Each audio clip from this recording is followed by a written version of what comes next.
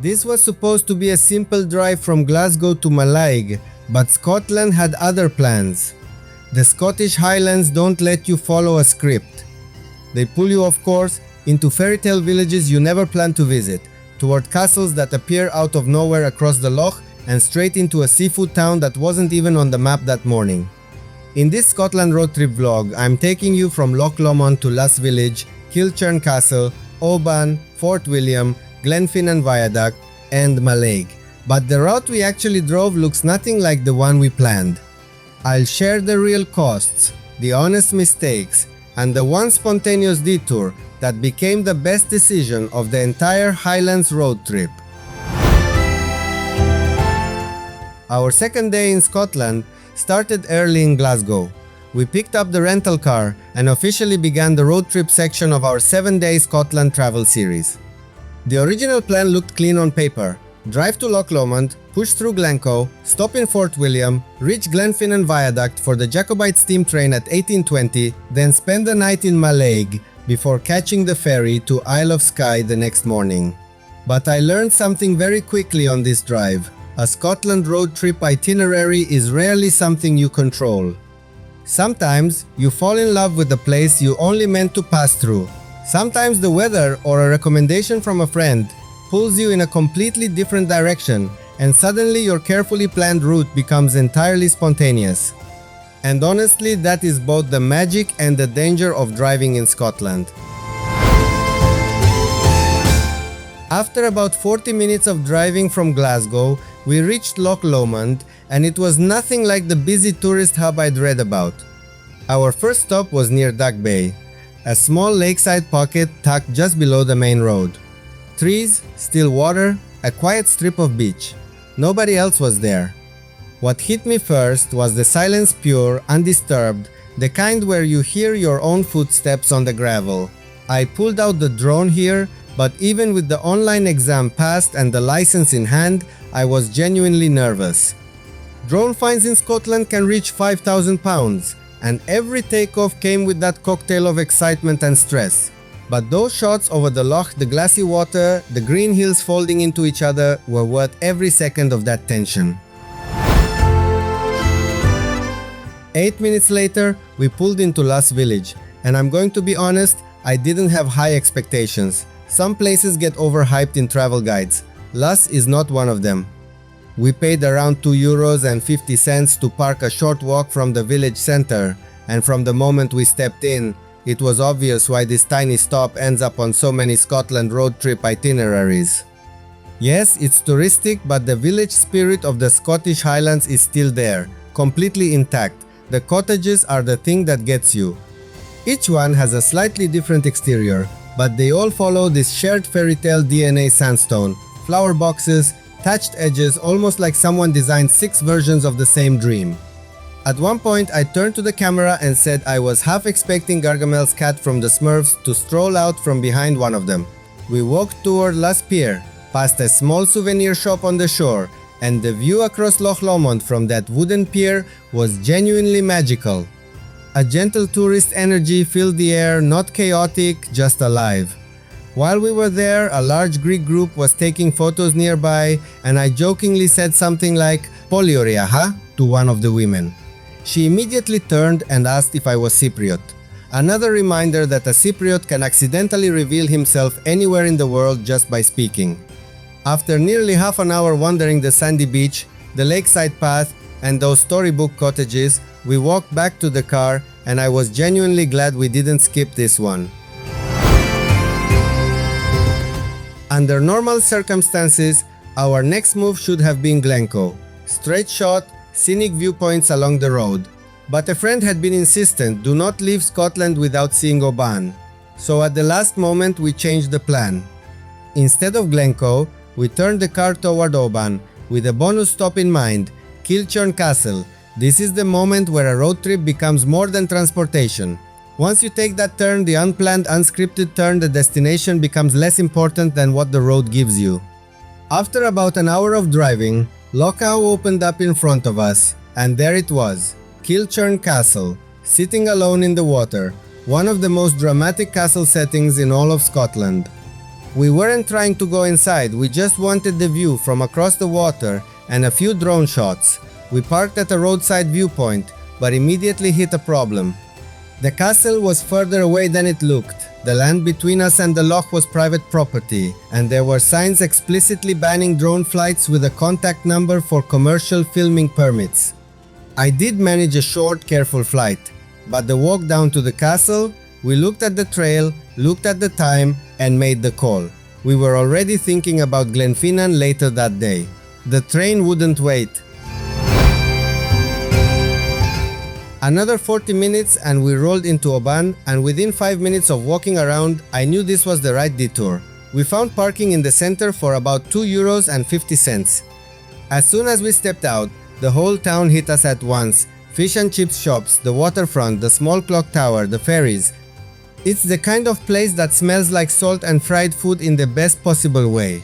Lunch was non-negotiable by this point, and Google reviews led us to waterfront fish house right by the ferry terminal.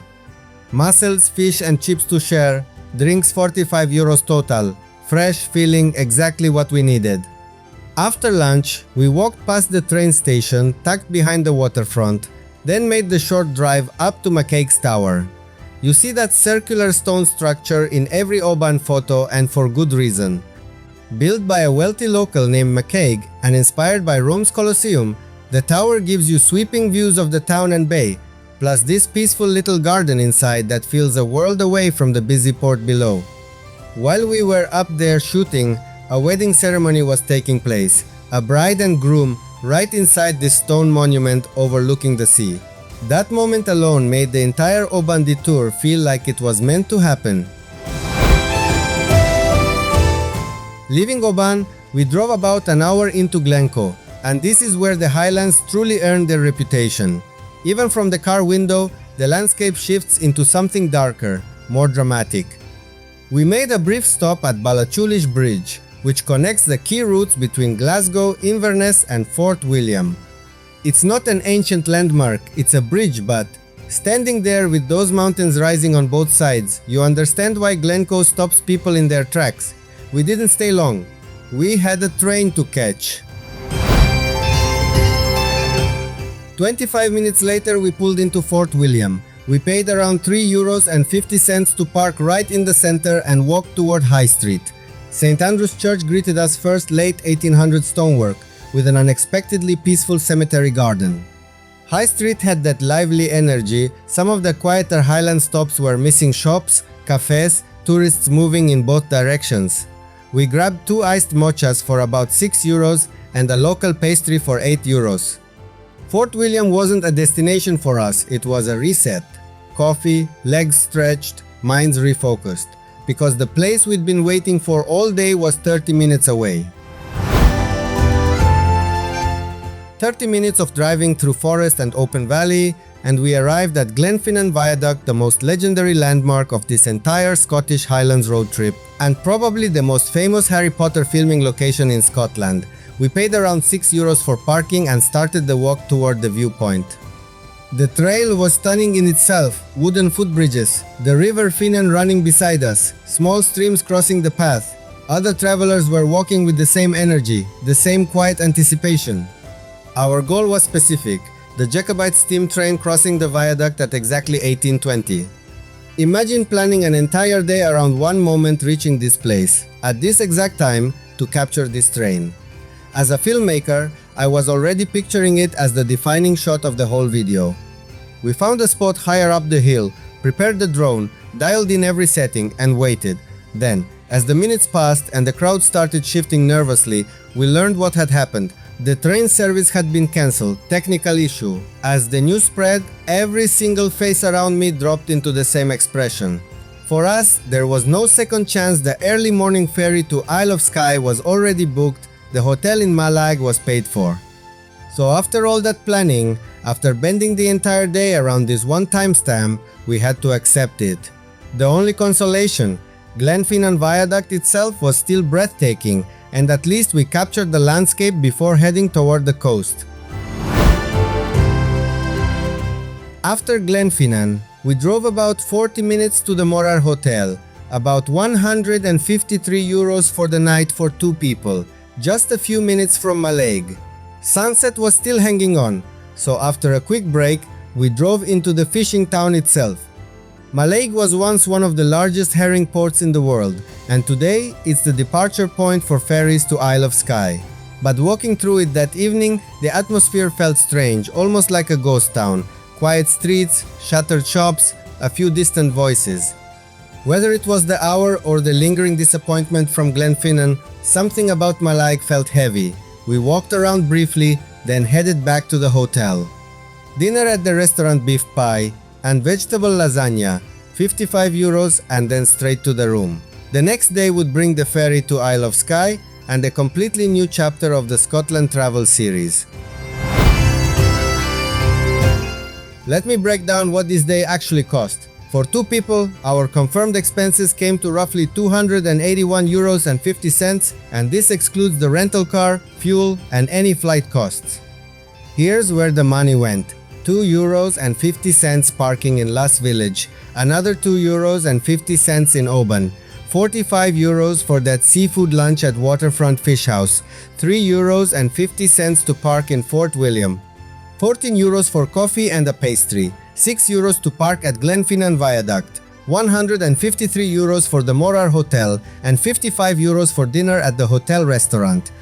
If you're doing this route on a tighter budget, the quickest savings come from supermarket meals instead of sit-down restaurants, skipping paid activities, and booking budget accommodation early. But a car or a very carefully planned tour is non-negotiable. These places are spread far apart, and public transport won't get you to most of them. So what would I do differently? The biggest mistake was cramming too much into a single route while also hanging the entire day on one fixed train schedule. The Oban detour was absolutely the right call. I wouldn't undo it for anything, but it made the day tighter. And at places like Kilchurn Castle, we skipped the full walk because the Glenfinnan clock was ticking in the back of our minds. The truly frustrating part though wasn't our mistake at all. The train was cancelled because of a technical issue. When you build a whole day around one timestamp, that's the risk you sign up for. My advice: if the Jacobite Steam Train is a must for you, plan it as the centerpiece, not just one stop in an already packed itinerary, and build in a buffer day if you can. So was this Scottish Highlands road trip worth it? Absolutely, but not because everything went perfectly. Loch Lomond gave us that rare silence you forget exists. Luss Village felt like stepping into a painting. Kilchurn Castle was dramatic even from a distance. Oban became the best surprise of the entire day. Glencoe reminded us why the Highlands have that reputation. Fort William was the reset we needed. Glenfinnan Viaduct was breathtaking despite the heartbreak. And Mallaig, quiet, strange, ghostly Mallaig was the perfect place to let the day sink in. This route is one of the best ways to experience the Scottish Highlands. But if you're building your own Scotland road trip itinerary, give yourself more time than you think and leave room for the detours. Because those are the moments you'll actually remember. In the next episode of my Scotland travel series, we take the ferry to Isle of Skye and everything changes. I've linked all the hotels, car rental options, and travel deals I used in the description below. If this Scotland travel guide helped you, don't forget to like the video, subscribe to the channel, and share it with someone planning their own Highlands road trip. And I have a question for you, drop it in the comments. Would you still go to Glenfinnan Viaduct if you knew the train might not show up?